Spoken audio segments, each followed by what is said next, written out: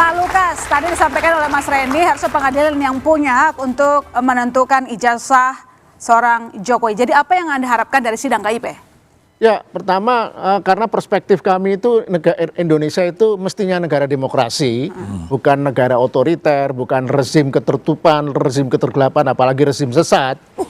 Jadi yang mestinya tidak boleh ada di negara demokrasi, orang bertanya soal keaslian ijazah diadili. Itu sebuah pelanggaran konstitusi yang parah itu. Indonesia kembali kayak Orde Baru. Saya ini malah menjadi korban Orde Baru, diadili hanya karena tolong pemilu yang adil. Saya mengajak masyarakat golput kalau pemilu nggak adil tahun 1992. Dan saya divonis 6 bulan penjara. Nah artinya kok sekarang berulang, hanya orang pengen tahu, kan mereka semua umumnya pecinta Jokowi dulu. Ini nilainya berapa gitu. Intinya gini Mbak, jadi kembali ke yang saya sampaikan pertama ya, ini kan rezim ini kembali ke arah Indonesia ini menjadi rezim kegelapan, ketertutupan, kerahasiaan, kesesatan. Nah, kita harus lawan ini ya. Dan menurut saya tidak boleh ada pengadilan ya, kecuali nanti sebenarnya KIP pun sendiri menurut saya sebenarnya tidak perlu. Kenapa kami baru bergerak bulan April dan baru muncul bulan November ini? Karena prihatin sekali. Jadi ekspresi, pertanyaan itu tidak boleh diadili di negara demokrasi.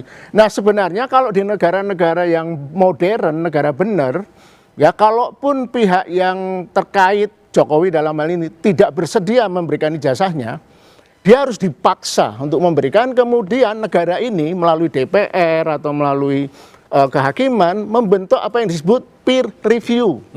Tim independen, jadi beliau tidak boleh juga, apalagi teman-teman sana yang dipilih orang-orang yang benar-benar independen, yang disetujui kedua belah pihak untuk menilai.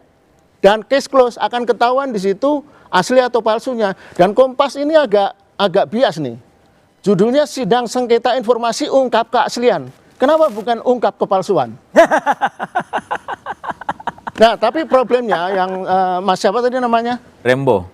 Kita tidak bisa berharap lah dari grassroots ya, masyarakat bawah kalau akan ditanya akan selalu berpikir pada taraf yang simple gitu ya. Pengen memang masyarakat kan dengan segala kerumitan teori, ini kan asli atau palsu sih? Masyarakat udah benar. Yang perlu ini adalah negara ini. Ini negara tidak bisa menuntaskan kasus yang sangat sepele yang saya sebut tadi hanya dengan mengundang peer review, orang-orang ahli kumpul, disepakati kedua belah pihak. Bagus ini. Tapi Anda setuju nggak ke pengadilan aja? Nggak setuju. Nggak setuju? Ya. Okay. Bahkan kami terpaksa menunda sekian lama di KIP itu karena udah sangat sangat prihatin. Ini negara kegelapan, ini negara sesat ini. Nah, artinya ya, menurut saya segera ya, KIP ini nanti kan, tapi yang menarik dari sidang yang kami gugat di KIP itu, kita betul-betul tahu dan asumsi kami benar. Bahwa satu, pasti tidak akan ada yang memberikan ijazah itu ya. Tapi itu ternyata tidak betul juga, karena KPU Pusat dan KPU Jakarta memberikan salinannya. KPU Solo tidak memberikan. Nah ini kan beda-beda anunya. Kemudian dari pihak kepolisian juga sebulan nggak menjawab, karena ternyata tidak ada koordinasi dengan Mabes Polri, karena surat kita tujukan ke Mabes Polri. Jadi koordinasi tidak bagus antar KPU, tidak bagus di kepolisian. Dan UGM ini sangat prihatin, ternyata universitas yang begitu hebat, kredibel, pejabat pengelola dokumen dan informasinya sangat tidak kompeten. Jadi 20 pertanyaan kami cuma dijawab 3 hal. Dokumen tidak ada dalam kuasa kami, kedua dokumen ada dalam kuasa Polda Metro Jaya untuk proses hukum, yang ketiga kami belum punya. Tidak punya. Dan pakai kop nggak jawabnya? Tidak pakai kop. Tapi yang keberatan kami jawabannya pakai kop dan ditandatangani rektor. Jadi memang artinya kan tidak ada standar operasional prosedur bahkan hanya untuk menjawab surat. Jadi yang ekspektasi kami, yang akhirnya asumsi kami yang terjawab, yang nomor 2 itu PPID ini, PPID ini tidak perform. Nah yang ketiga kan kita ingin ada lesson learn. Saya kira selama Jokowi masih dikelilingi, maaf nih jangan marah ya, ini kan cuma diskusi. Saya kemarin dimarahi hanya karena nyebut remah-remah relawan Jokowi. Ini akan menyebabkan kebingungan sampean ini kan Oke. karena ini. Jadi Oke. ada pihak-pihak yang mempolitisasi ini menjadi Oke. satu kegiatan kampanye untuk menyerang, melawan dan sebagainya. Coba Jadi, kita Bentar, baca lagi terkait dengan pernyataan Ini sesat dari kalau ini. Universitas Gadjah Mada ya. Kalau ini Katanya sesat seluruh malahan. proses yang dilakukan berdasarkan peraturan perundang-undangan termasuk ketentuan mengenai perlindungan data pribadi. Andi Sandi Antonius, Sekretaris Universitas Gadjah Mada disampaikan 19 November 2025. Sesuai prosedur. Enggak sesat, Mbak. Dalam Undang-Undang Perlindungan Data Pribadi nomor 27 ya tahun 2022. Saya kebetulan ikut juga menyusunnya. Enggak ada kata-kata ijazah data pribadi. Jadi Andi Sandi ini perlu belajar lagi nih. ya, saya kira dia berarti tidak memahami undang-undang KIP, ya, memprihatinkan kan? Artinya Konyol. gini loh.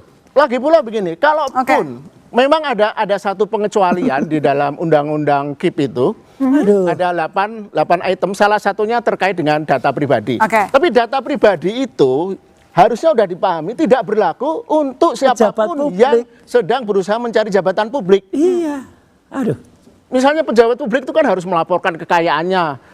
Saya nggak perlu karena saya nggak punya pejabat publik. Oke, jadi nggak ada yang perlu ditutup-tutupi begitu Setuju. katanya. Silakan, Pak Boy.